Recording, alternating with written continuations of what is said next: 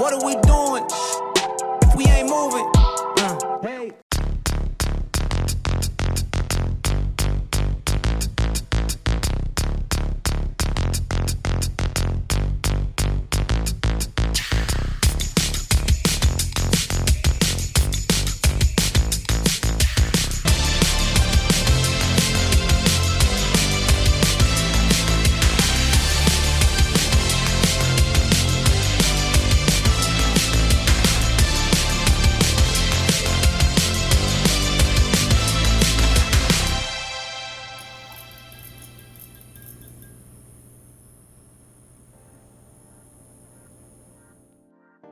Hey everyone, I'm here to bring you the 46 Beanie Talks. Thanks for stopping by. Think of a topic that always seems to stir up arguments. Nothing political or religious, but it just makes people argue. Once you have that, go comment below what your topic is. Do you want to know what I thought of? Pineapple on pizza. For me, it's a yes, but for others, I'm not so sure about that one. Pineapple does not go on pizza because it's not even a good fruit in the first place, and sweet things on like a savory food like pizza is just not good. Does pineapple go on pizza? If it is fresh cut cold pineapple, absolutely. If it is warm canned pineapple, no. Get that garbage out of here. Be gone. So I like pineapples on pizza, but not when there are like a lot of them. Like there has to be a specific number of pineapples on pizza. If there's too much, it's not very good. If it's just a little bit, then it's good. I like it. This, amongst many other things, is a topic to argue about. Does pineapple belong on pizza or not? There are times in life when we just wish people would do something to help us out, to make things better, to make things change, to do something. Well, that's what we're going to be talking about for the next few weeks. We're going to talk about the biggest areas in life where we just wish someone would help do something.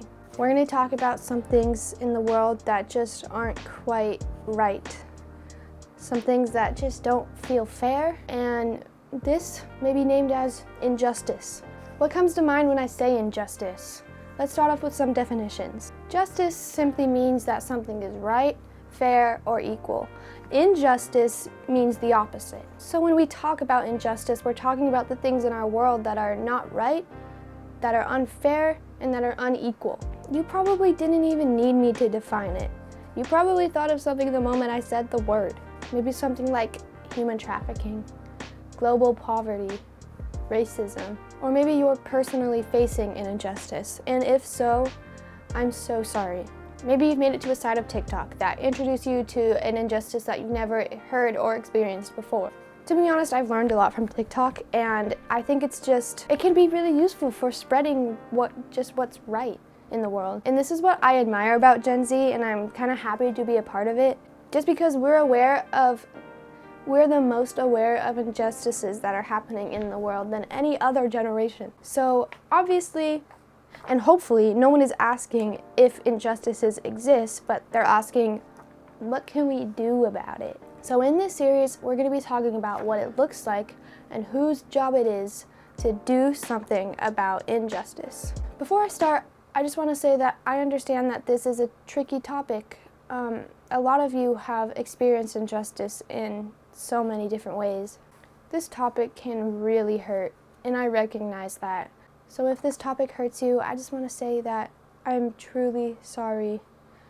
And what you're going through is not okay. And if you take anything away from this message, I just want to say that here in E-Youth, we do not ignore things that hurt our family. And to those who are not in the position of experiencing injustice, you may be pretty surprised by it. And in my personal experience, and I'll say it, a privileged white person living in the middle class of America, I grew up as a kid never thinking about things like access to education or racism or my next meal. But social media and school has taught me immensely about these topics, and I am so grateful for that. And if you're like me, you find yourself thinking, why doesn't anyone do something about that? Why are there some students who never get in trouble when they should, while other students are getting in trouble when they didn't even do anything wrong? Why do people think it's okay to make jokes that are racist, sexist, or ableist? Why does that one guy always get bullied but nobody seems to be doing anything about it?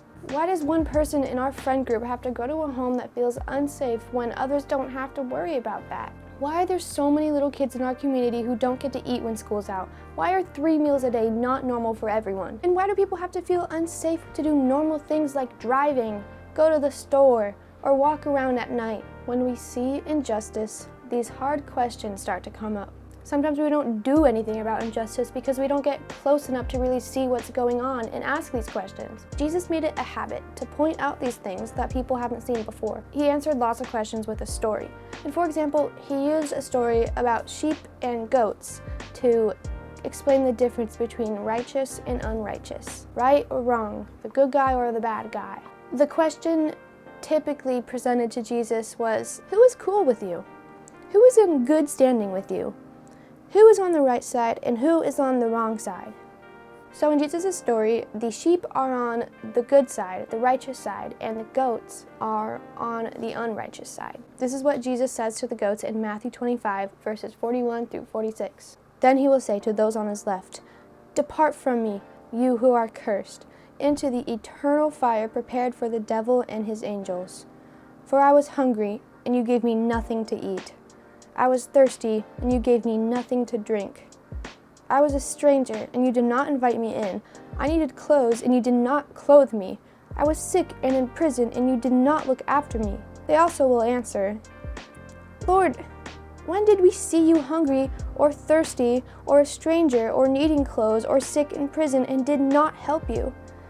He will reply, "Truly, I tell you, whatever you did not do for one of the least of these, you did not do for me."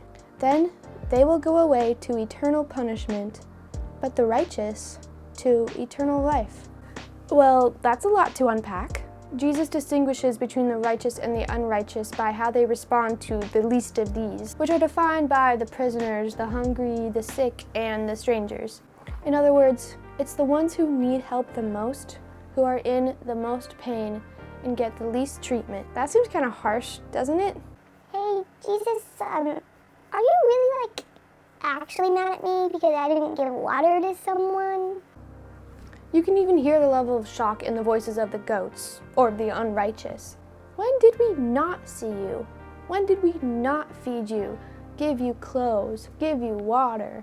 That has the same energy as, "Not me. I would never do that." Now, Jesus wasn't really sick or in prison, but his point was that not only did you not do something about injustice, but you didn't even see it. When you don't see those people who need your help and you don't see the injustice, you're missing out on a part of what it means to follow Jesus, and he takes personal offense by it. Jesus' people are people who see and act when it comes to injustice. This is about who is cool with Jesus and who isn't. His people are people who see and act when it comes to injustice. When you get to know Jesus, you'll see that he always cares about injustice and advocating for what's right. We were all gifted with voices, and we all have the right to use them, no matter your age, your gender, or your race. If you follow Jesus, you may start to see injustice differently and feel compelled to actually do something. And we will talk about what to actually do in the next few weeks, but for now, here's what you gotta do first. We naturally gravitate to people who are similar to us, but to get to know the people in the world, you have to step out of your circle. Strike up a conversation on Snapchat. Get a job that introduces you to new people outside of school. Read some of the thousands of Instagram posts that talk about injustice. You could also watch a movie about it, research organizations, sign a petition, and so much more. Start discovering what's happening. The second thing you can do is be curious enough to listen. The quickest way to learn about injustices is to listen to people who are experiencing it. Don't just try to listen, but learn. Think about yourself in their shoes. The conversation can start to get a little weird or uncomfortable when they start to talk about an injustice that you've never heard of or experienced, or an injustice that you've been a part of. In this case, it is a good thing when bad things make you uncomfortable. That means you're starting to see them the way God does. He's uncomfortable too. So start learning and be curious. And the third thing is to be courageous enough to name it. If it's wrong, say it's wrong. If it's unfair, say it's unfair. We don't have time to keep brushing off these horrible things. When you identify these things, it takes away the power that they hold, because how will we change something that's not even acknowledged? This part can be risky. It can be awkward. It can be uncomfortable. But to change it, you have to name it. Do something about it. So much of following Jesus is learning to think, see, and do. Guys, we are the generation to do something in areas where it seemed impossible. The world wasn't meant to be filled with so much strife, and the first step is to help others see it. I'm going to leave you with this quote from the famous writer Maya Angelou. Do the best you can until you know better. Then, when you know better, do better. My friends, see better so we can know better and ultimately do better. Thank you. Also, a huge shout out to Cindy and Stroud for these awesome sweatshirts. Look at that. Can you see it? Do you see the back? Okay, I have to go. Goodbye. Keeping it moving, keeping it moving. What are we doing if we ain't moving?